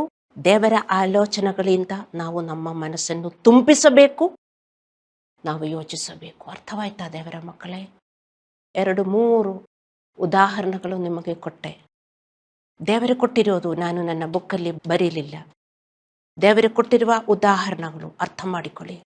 Don't take today's message that lightly. ನಿಮಗೆ ಹುಷಾರಿಲ್ಲ ಇವತ್ತು? You are not feeling well mentally, physically, ಅವ್ರೇನು ಚೆನ್ನಾಗಿ ಆಗ್ತಾ ಇಲ್ಲ. Do you know the reason? You are eating ಎಲ್ಲ ಕೆಟ್ಟ ಫುಡ್ಡು ತಿಂತಾ ಇದ್ದೀರಿ. You are not capturing your wrong thoughts and giving up and obeying Christ as 2 Corinthians 10:5 says. ನೀವು ಕೆಟ್ಟ ಯೋಚನೆಗಳನ್ನು ಸೆರೆಹಿಡಿದು ಬಿಟ್ಟಾಕಿ ದೇವರಿಗೆ ವಿಧೇಯರಾಗ್ತಾ ಇಲ್ಲ. ಅರ್ಥ ಮಾಡಿಕೊಳ್ಳಿ. ಜಾಣರಾಗಿ ವಿಶ್ವಾಸಿಗಳು. ನನ್ನ ಮನಸ್ಸಲ್ಲಿ ಏನು ಹೋಗ್ತಾ ಇದೆ, ಚಿಕ್ಕ ಮಗು ನೆಲದಲ್ಲಿ ಇರುವ ಎಲ್ಲ ತಿಂದ್ಬಿಡ್ತಾನೆ, ನಾವು ನೋಡ್ತಾ ಇರ್ತೇವೆ, ಅದು ಏನು ತಿನ್ನಬಾರದು ಅಲ್ಲವೇ? ಅದೇ ಥರ ನಾವು ನಮ್ಮ ಮನಸ್ಸೊಳಗೆ ನೋಡ್ತಾ ಇರಬೇಕು. ಕೆಟ್ಟದ್ದು ಏನು ನಾನು ಯೋಚಿಸಬಾರದು, ನಕಾರಾತ್ಮಕವಾಗಿ ಯೋಚಿಸಬಾರದು, ಪಾಪಪೂರ್ಣವಾಗಿ ನಾನು ಯೋಚಿಸಬಾರದು. ದೇವರ ವಾಕ್ಯ ಏನು ಹೇಳುತ್ತದೆ ಅದೇ ಥರ ನಾವು ಯೋಚಿಸಬೇಕು. ದೇವರ ಮಕ್ಕಳೇ, ನಮ್ಮ ಮನಸ್ಸಿಗೆ ತುಂಬ ಸ್ಟ್ರೆಂಗ್ತ್ ಬರುತ್ತದೆ, ಮತ್ತು ಬರೀ ಸ್ಟ್ರೆಂಗ್ತ್ ಅಲ್ಲ, ನಮಗೆ ಒಳ್ಳೆಯದಾಗುತ್ತದೆ. ಹಲ್ಲೆಲೂಯ. ಇಲ್ಲಿ ನಾವು ಓದಿದ್ದೇವೆ ಜ್ಞಾನೋಕ್ತಿಗಳು 23:7, ನೀವು ನಿಮ್ಮ ಹೃದಯದಲ್ಲಿ ಹೇಗೆ ಯೋಚಿಸುತ್ತೇವೆಯೋ ಹಾಗೆಯೇ ನೀವು ಇರುತ್ತದೆ. ನಿಮ್ಮ ಎಲ್ಲ ಕಾರ್ಯಗಳು, ಸಂಗತಿಗಳು, ಸಮಸ್ಯೆಗಳು ಅದೇ ಥರ ರೂಪಾಂತರವಾಗುತ್ತದೆ. ಹಲ್ಲೆಲೂಯ. ನಮ್ಮ ಉತ್ತಮ ದೇಹಿಯ ಶಕ್ತಿಗಾಗಿ ನಾವು ಸರಿಯಾದ ಆಹಾರವನ್ನು ಸೇವಿಸಬೇಕು. ಅದೇ ರೀತಿಯಲ್ಲಿ ನಮ್ಮ ಮಾನಸಿಕ ಶಕ್ತಿಗಾಗಿ ನಮ್ಮ ಮನಸ್ಸಿಗೆ ಆಧ್ಯಾತ್ಮಿಕ ಆಹಾರದ ಅಗತ್ಯವಿದೆ. ದೇವರ ವಾಕ್ಯಗಳನ್ನು ಅಧ್ಯಯನ ಮಾಡಿ ಅವುಗಳನ್ನು ಧ್ಯಾನಿಸಿ ಮತ್ತು ಪಾಲಿಸುತ್ತಾ ಇರಿ. ವಿಶ್ವಾಸಿಗಳೇ, ನೀವು ಟೈಮ್ ತೆಗೆದು ಬೈಬಲಲ್ಲಿ ಏನು ಓದಿದೆ ಅಂತ ನೀವು ಬೈಹಾಟ್ ಮಾಡಬೇಕು. ನೀವು ಈ ಫುಡ್ಡು, ದೇವರ ವಾಕ್ಯದ ಫುಡ್ಡು, ದೇವರ ವಾಕ್ಯ ಅದೇ ನಮ್ಮ ಆಧ್ಯಾತ್ಮಿಕ ಫುಡ್ಡು. ಅದು ನಿಮ್ಮ ಬ್ರೈನಲ್ಲಿ ಸ್ಟೋರ್ ಮಾಡಬೇಕು. ನಿಮ್ಮ ದೇಹಕ್ಕೆ ಬೇಕಾಗಿರುವ ಫುಡ್ಡು ನೀವು ಫ್ರಿಡ್ಜಲ್ಲಿ ಸ್ಟೋರ್ ಮಾಡ್ತೀರಿ, ಅಲ್ಲಾಂದ್ರೆ ನಿಮಗೆ ಸ್ಟೋರ್ ರೂಮ್ ಇದೆ, ಅದರಲ್ಲಿ ನೀವು ಸ್ಟೋರ್ ಮಾಡ್ತೀರಿ.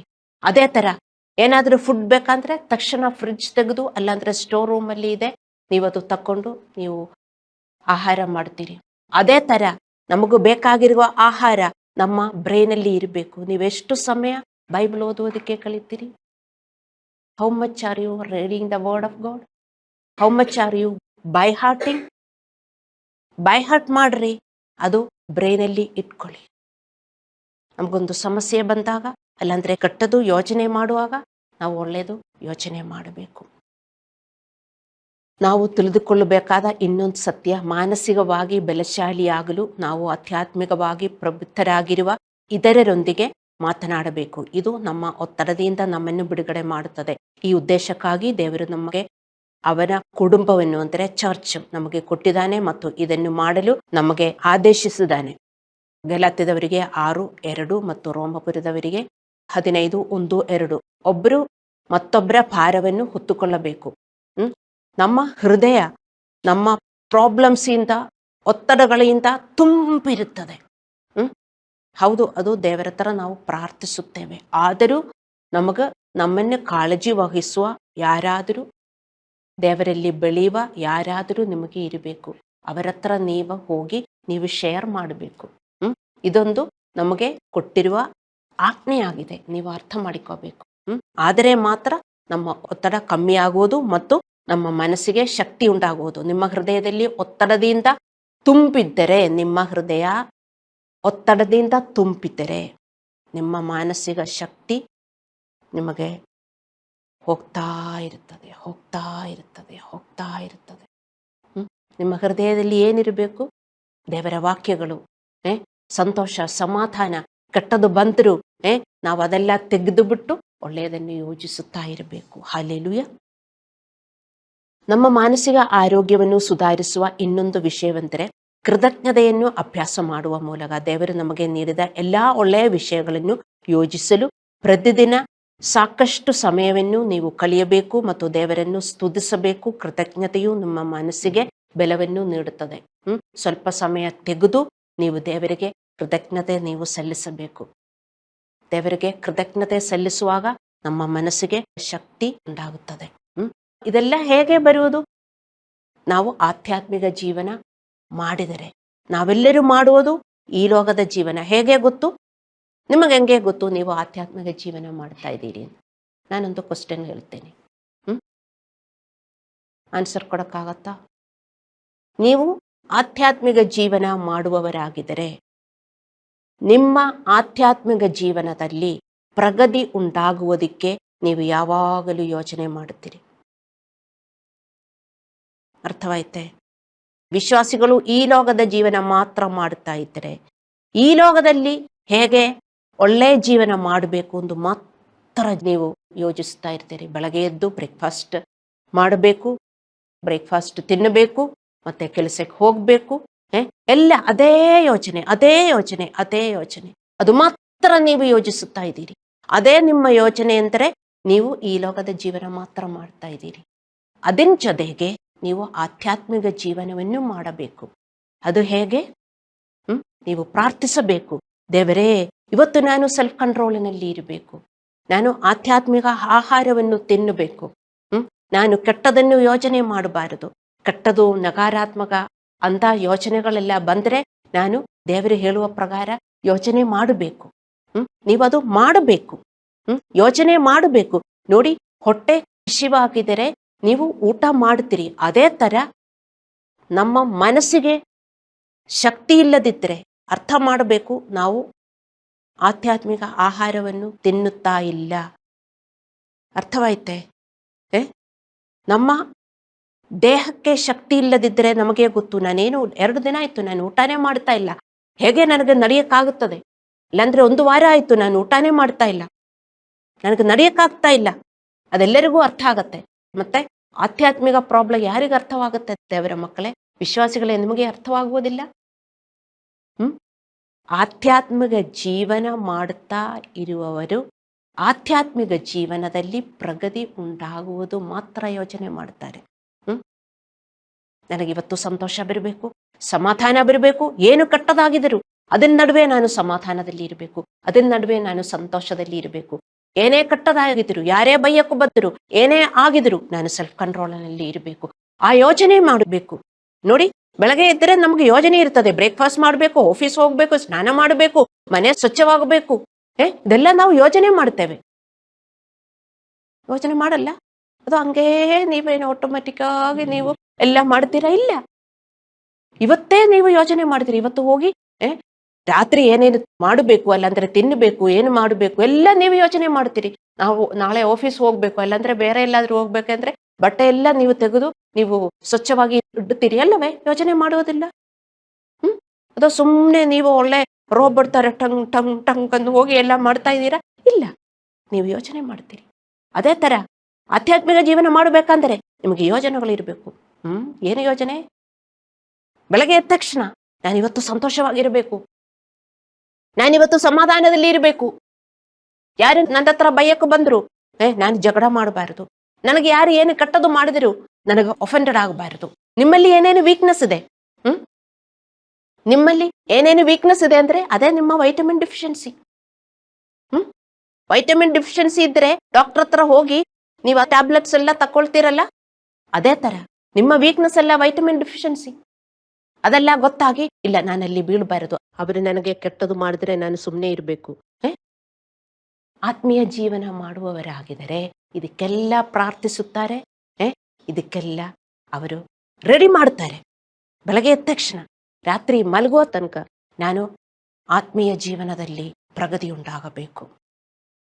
ಅರ್ಥ ಮಾಡಿಕೊಳ್ಳಿದ್ದೇವರ ಮಕ್ಕಳೇ, ನಿಮಗೆ ಈ ಯೋಚನೆ ಇಲ್ಲದಿದ್ದರೆ, ಇದೇ ತರ ಪ್ರಾರ್ಥನೆ ಇಲ್ಲದಿದ್ದರೆ, ಇದೇ ತರ ರೆಡಿನೆಸ್ ಇಲ್ಲದಿದ್ದರೆ, ವಿಶ್ವಾಸಿಗಳೇ, ನೀವು ಮಾಡುವ ಜೀವನ ಪ್ರಾಪಂಚಿಕ ಜೀವನ ಮಾತ್ರ. You are living a worldly life, you are not living a spiritual life.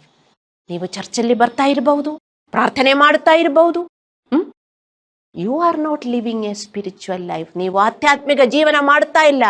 ಅರ್ಥವಾಯ್ತೇ ದೇವರ ಮಕ್ಕಳೇ? ನೀವು ಆಧ್ಯಾತ್ಮಿಕ ಜೀವನ ಮಾಡ್ತಾ ಇದ್ರೆ ನಿಮ್ಮ ಮನಸ್ಸಿಗೆ ಶಕ್ತಿ ಬೆಳೀತಾ ಇರುತ್ತದೆ. ನೀವು ಒಳ್ಳೆ ಆಹಾರ ತಿಂದರೆ ಎಷ್ಟು ಶಕ್ತಿ ಇರ್ತದೆ ಅಲ್ಲವೇ? ತಿನ್ನಲಿಲ್ಲದಿದ್ದರೆ ಶಕ್ತಿ ಎಲ್ಲ ಕಳೆದು ಹೋಗುತ್ತದೆ. ಅದೇ ತರ ಅರ್ಥ ಮಾಡಿಕೊಳ್ಳಿ. ಸೊ ನೀವು ದೇವರನ್ನು ಸ್ತುತಿಸಬೇಕು. ಟೈಮ್ ತೆಗೆದು, ದೇವರು ನಮಗೆ ಎಷ್ಟೊಂದು ಒಳ್ಳೆಯದು ಕೊಟ್ಟಿದ್ದಾರೆ, ಎಷ್ಟೊಂದು ಒಳ್ಳೆಯದು ಕೊಟ್ಟಿದ್ದಾರೆ. ಕೆಲವರು ಹೇಳ್ತಾರೆ, ಹೇಗೆ ನನಗೆ ಡೈಲಿ ಅದೇ ಯೋಚನೆ ಮಾಡಿಕೊಂಡಿರುವುದು, ಮತ್ತೆ ನೀವೇನು ಡೈಲಿ ಅದೇ ಒಂದೇ ಯೋಚನೆ ಎಲ್ಲ ಮಾಡುವ? ಅಯ್ಯೋ, ನನಗದಿಲ್ಲ, ನನಗೊಂದು ಸ್ಕೂಟರ್ ತಕ್ಕೋಬೇಕು, ನನಗೊಂದು ಕಾರ್ ತಕ್ಕೋಬೇಕು, ನನಗೊಂದು ಮನೆ ತಕ್ಕೋಬೇಕು, ನನಗೆ ಇನ್ನೂ ಆಸ್ತಿ ಬೇಕು, ಇದೇ ಯೋಚನೆ ಮಾಡ್ತಾ ಇಲ್ವಾ? ಸಿಕ್ಕೋ ತನಕ ನೀವು ಅದೇ ಇಲ್ವಾ ಯೋಚಿಸೋದು? ಮತ್ತೆ ಇದು ಮಾತ್ರ ಯೋಚನೆ. ಅಯ್ಯೋ, ಯಾವಾಗಲೂ ಸ್ತುತಿಸಬೇಕಾ? ಏನು ಸ್ತುತಿಸೋದಕ್ಕೆ? ದೇವರು ಎಷ್ಟೊಂದು ಕೊಟ್ಟಿದ್ದಾರೆ, ಎಷ್ಟೊಂದು ಕೊಟ್ಟಿದ್ದಾರೆ. ಅದೇ ಹೇಳಿ, ಚರ್ಚೆ ಕೊಟ್ಟಿರುವುದಕ್ಕಾಗಿ, ಪಾಸ್ಟರ್ನ ಕೊಟ್ಟಿರುವುದಕ್ಕಾಗಿ, ಒಳ್ಳೆ ಜನ ಕೊಟ್ಟಿರೋದಕ್ಕಾಗಿ ಅದೇ ಸ್ತುತಿಸುತ್ತಾ ಇರಿ. ಬೇಜಾರಾಗಬಾರದು. ನೀವು ಕಟ್ಟದು ಮಾತ್ರ ಯೋಚನೆ ಮಾಡಿ ನಿಮಗೆ ಬೇಜಾರಾಗುವುದಿಲ್ಲ. ಒಬ್ಬರ ಮೇಲೆ ನೀವು ಕೋಪನೇ ಇಟ್ಕೊಂಡು ಅದೇ ಚಿಂತೆ ಮಾಡಿ ಹೊಡಿಯಬೇಕು ಹೆಂಗ ಬಂದಿದೆ, ಡೈಲಿ ಅದೇ ಯೋಚನೆ ಮಾಡುವುದು. ನನ್ನ ಯಜಮಾನ್ರು ಹಂಗೆ ಮಾಡಿದ್ದಾರೆ, ಅಲ್ಲಂದ್ರೆ ಹೆಂಡತಿ ಹಂಗೆ ಮಾಡಿದ್ದಾರೆ, ಮಕ್ಕಳು ಹಂಗೆ ಮಾಡಿದ್ದಾರೆ, ನೆಂಟರು ಹಂಗೆ ಮಾಡಿದ್ದಾರೆ, ಪಕ್ಕದ ಮನೆಯವರು ಹಂಗೆ ಮಾಡಿದ್ದಾರೆ. ಇದೇ ಡೈಲಿ ಯೋಚನೆ ಮಾಡುವುದಕ್ಕೆ ಯಾರಿಗೂ ಬೇಜಾರಾಗಲ್ಲ. ದೇವರು ಕೊಟ್ಟಿರೋದು ನೆನಪಿನಲ್ಲಿ ಇಟ್ಕೊಂಡು ಯಾವಾಗಲೂ ದೇವರೇ ಸ್ತೋತ್ರ, ಎಷ್ಟೊಂದು ಒಳ್ಳೆಯದು ನೀವು ಮಾಡಿದಿರಿ, ಅದೇ ಸೇಮ್ ಒಳ್ಳೆ ಯು ಕೀಪ್ ರಿಪೀಟಿಂಗ್. ನಿಮ್ಮ ಮನಸ್ಸಿಗೆ ತುಂಬ ಶಕ್ತಿ ಉಂಟಾಗುತ್ತದೆ. ಇದೆಲ್ಲ ವಿಶ್ವಾಸಿಗಳು ಮಾಡುವುದಿಲ್ಲ. ಇದು ನೀವು ಮಾಡಲಿಲ್ಲದಿದ್ದರೆ ನೀವು ಆಧ್ಯಾತ್ಮಿಕ ಜೀವನ ಮಾಡುವುದಿಲ್ಲ ಅಂತ ನೀವು ಅರ್ಥ ಮಾಡ್ಕೋಬೇಕು. ಸೊ ದೇವರನ್ನು ಆರಾಧಿಸುವುದು ಮತ್ತು ಕೃತಜ್ಞತೆ ಸಲ್ಲಿಸುವುದು ಪ್ರಾರ್ಥನೆಯಂದೇ ಮುಖ್ಯವಾಗಿದೆ ಎಂದು ಧರ್ಮಗ್ರಂಥಗಳು ಹೇಳುತ್ತದೆ. ನಾವೆಷ್ಟು ಪ್ರಾರ್ಥಿಸುತ್ತೇವೆಯೋ ಅಷ್ಟೇ ನಾವು ದೇವರಿಗೆ ಸ್ತೋತ್ರವನ್ನು ಹೇಳಬೇಕು. ಬರೀ ಪ್ರಾರ್ಥಿಸೋದಕ್ಕೆ ನಾವು 1 hour ಇಟ್ಕೊಂಡ್ರೆ 2 ಗಂಟೆ ಇಟ್ಕೊಳ್ಳಿ ನೀವು ದೇವರಿಗೆ ಆರಾಧನೆ ಮಾಡುವುದಕ್ಕೆ. ಯಾವಾಗಲೂ ನಿಮ್ಗೆ ಮಾಡಬಹುದು. ಎಲ್ಲಿಯಾದರೂ ಅದಕ್ಕೆ ನೀವು ಕುತ್ಕೊಳ್ಳಬೇಕಾಗಿಲ್ಲ. ನೀವೆಲ್ಲಿ ಹೋಗಿದ್ರು, ಸ್ನಾನ ಮಾಡಕ್ ಹೋಗಿದ್ರು, ಅಡುಗೆ ಮಾಡಿದ್ರು, ದೇವರೇ ಸ್ತೋತ್ರ ನಿಮ್ಗೆ ಹೇಳ್ಬಹುದು. ಹಲ್ಲೆಲೂಯ. ನಾವು ಈ ಜಗತ್ತಿನಲ್ಲಿ ಅಭಿವೃದ್ಧಿ ಹೊಂದಬೇಕೆಂದು ದೇವರು ಬಯಸುತ್ತಾರೆ. ಮಾನಸಿಕವಾಗಿ ನಾವು ಅಭಿವೃದ್ಧಿ ಹೊಂದಿದರೆ ಈ ಲೋಕದಲ್ಲಿ ನಮಗೆ ಎಲ್ಲ ಅಭಿವೃದ್ಧಿ ಉಂಟಾಗುತ್ತದೆ. ದೇವರ ಮಕ್ಕಳೇ ಅರ್ಥ ಮಾಡಿಕೊಳ್ಳಬೇಕು. ಅದೇ ದೇವರು ಬಯಸುತ್ತಾರೆ. ಕೇವಲ ಜೀವನಕ್ಕಾಗಿ ನಮ್ಮ ಜೀವನವನ್ನು ನಡೆಸುವುದಲ್ಲ, ಅದಕ್ಕಾಗಿ ನಮಗೆ ಮಾನಸಿಕ ಶಕ್ತಿ ಬೇಕು. ಅದು ದೇವರಿಂದ ಮಾತ್ರ ನಮಗೆ ಸಿಗುತ್ತದೆ. ನಾವು ಕಣ್ಣುಗಳನ್ನು ಮುಚ್ಚಿ ಪ್ರಾರ್ಥನೆ ಮಾಡೋಣ.